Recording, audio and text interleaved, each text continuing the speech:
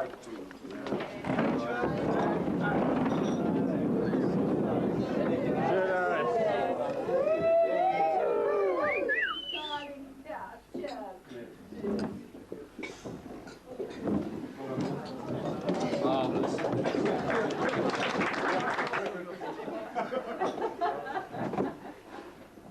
you, ladies and gentlemen.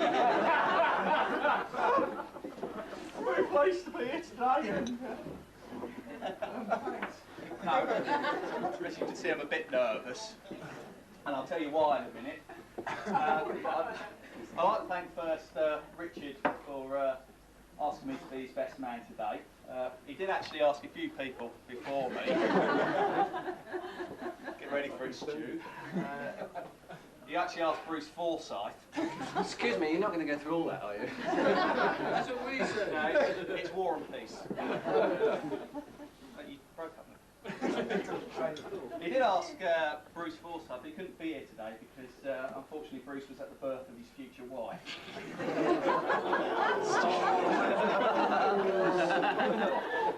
Stuart's But I'm nervous today because I was wondering what I could actually say. You know, it's always a problem, I think, being a best man, because I've actually been a best man before, probably the worst wedding in the universe ever, which was last September, and it was, I don't know if anybody was, yes, there was one person who was here at that wedding. Dave, how bad was it? It was so bad that your speech was the best part of it.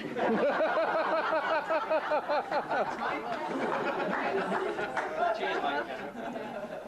But I remember what was absolutely terrible about it was the fact that a few days before the wedding, it was the death of Princess Di, which was a tragic event, of course. And I was actually dreading a similar event happening today. Luckily, fingers crossed, nothing's happened. Of course, the Queen Mum could still be choking on a fishbone as we speak. But, oh, you royalists in the audience. Oh, Jesus. Believe that. She's 98, you know, she's doing really well. She's great. But she's old as a century. Does that mean we get rid of her after 2 years? So I don't know. I was still wondering about this, you know, what we're going to talk about in this speech. This speech is very postmodern, by the way. It's about the speech itself, you know. And so I was a bit nervous, you know, because I have to explain to some people, you know, what postmodern means. I was a bit nervous myself about, you know, what I was going to say. You know, as you do, and somebody said, you've got to say a few jokes for the young, you know, like something like, when does Michael Jackson know it's time for bed? When the little hand meets the big hand, you know.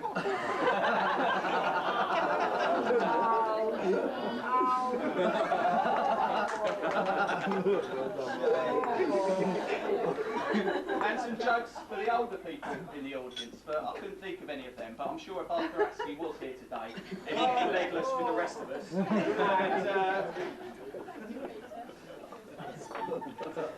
you know, but you know, I was a bit nervous, as I said, about what I was going to say. So somebody gave me this book, which is the best man book. Tremendous, by Jacqueline Eames, who of course has been best man for many years. Yeah, it's got lots of pictures, as you can see. That's me and Rich. It's quite handy because things like this, you see, it tells you about table settings, which is great. This one here is for if there's a stepfather and a stepmother. And this one here is quite interesting. This one's been used today. It's for when the best man's been out with the bridesmaid and that's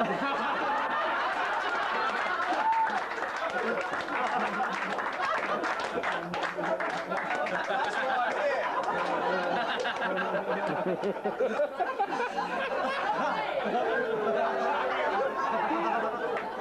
I'm Kilroy.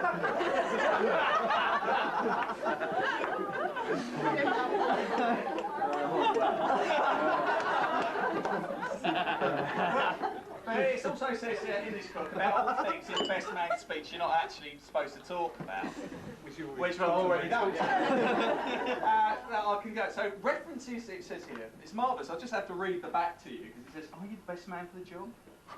Will you be when you've read this easy guide to the duties and delights of best manship?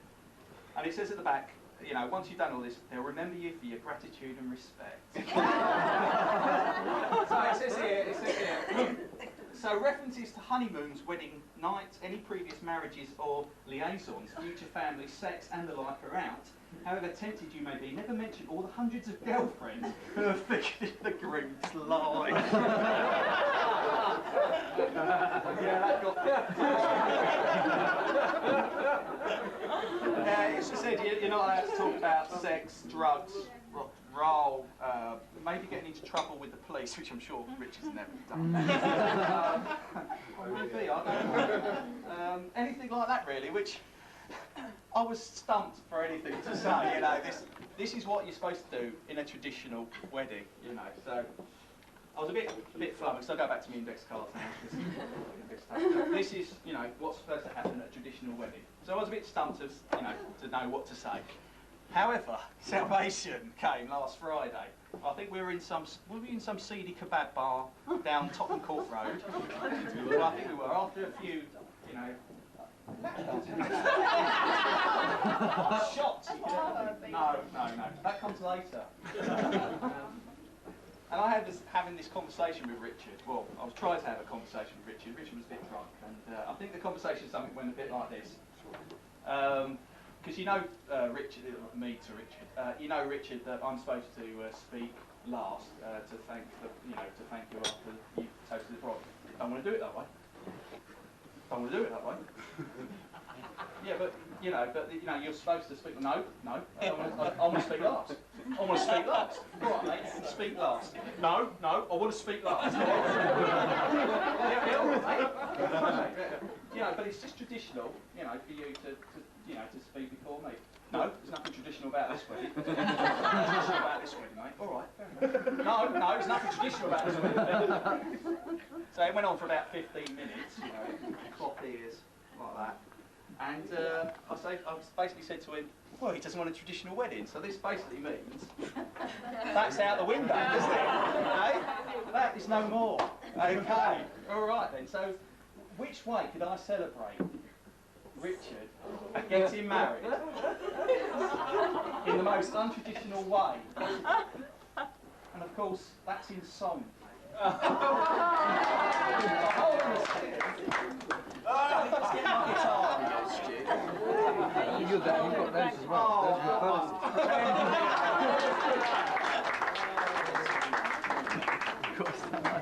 Now, I've got my best man X to help me with this. Best man X. Hopefully they can help me. Whilst you get ready, you just hold them up for me, mate. Yeah. They're going to sing with me. They're sweet singers. They might look like the mafioso, but they actually sing like angels. Don't worry about it. Alright,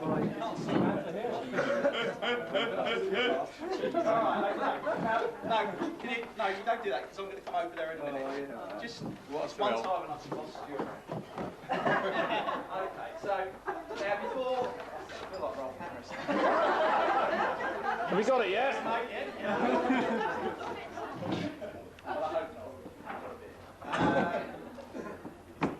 Sorry. All right.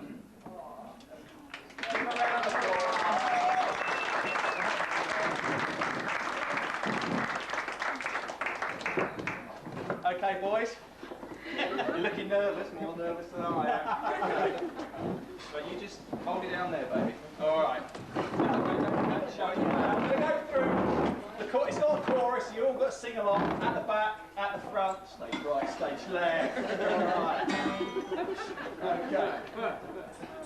Right, and it's a simple song, you're going to get a hang of it. It's a bit I'm the Urban Spaceman, baby. Okay. Which of course you'll love. I don't know why, you just will, Paul. Alright. Okay. So it goes a bit like this. Let me just get my head together. Let's just get the lyrics. Because I wrote this on Thursday, so I think it's just the chorus. Okay. It's in G, which is the most kind of rock and roll. Okay. Is that it? Is that it? Yeah. I think it's a little bit microtonal wasteland, isn't it? But there we go. We'll work with it. Okay. Naughty Richie Cudlip thinks as naughty as a boy can be. Naughty Richie Cudlip, don't be fooled by what you see. Don't be taken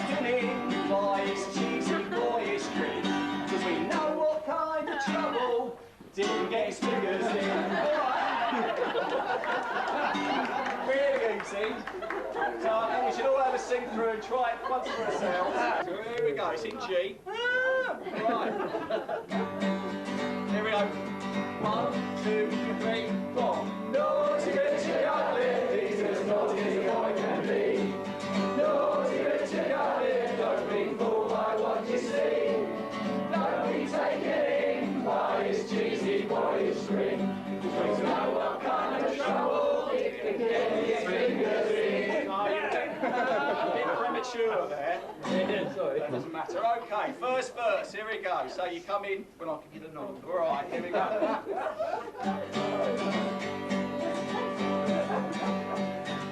When Dick was 30 years of age, he went out with Samantha Hill. His mother took one look at him and put Samantha on the pill. Now ever since that fateful day, swinged up in a diving with these. He gets his steak cuts from Dewars the butchers, but don't ask him where he gets his cheese. Everyone knows he gets it out of it, he's as naughty as boy can be. Naughty Richard Cutlet, don't be fooled by what you see. Don't be taken in by his cheesy boyish grin. Just we know what kind of trouble Dick gets fingers in. Second verse. Trying to get a bit more controversial. You're rocking, Mosey, you're rocking. Alright, here we go. At 24, he was very proud of the Triumph Herald he bought, but he wrapped it round a lamppost on a road up Hampton Court.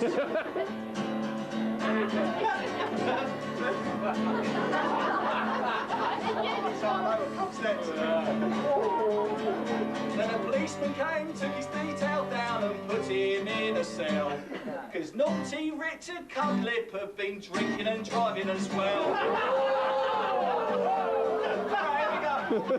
Naughty Richard Cutlet, he's as naughty as a boy can be. Naughty Richard Cutlet, don't be fooled by what you see. Don't be taken in by his cheesy boyish grin. Know what kind of trouble Dick gets fingers in.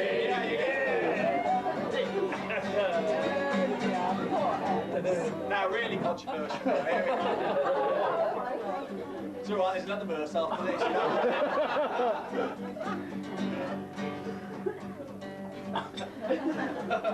Now I'm sure that in his younger years he was an Arsenal fan. We all remember, don't we, Dave? Yeah. Goo Goo, Howard Jones and Duran Duran.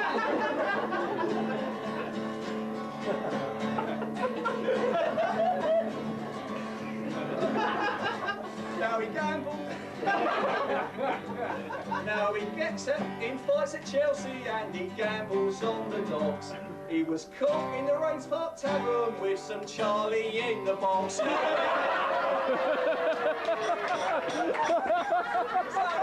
Naughty Richard Cutlet, he's as naughty as boy can be.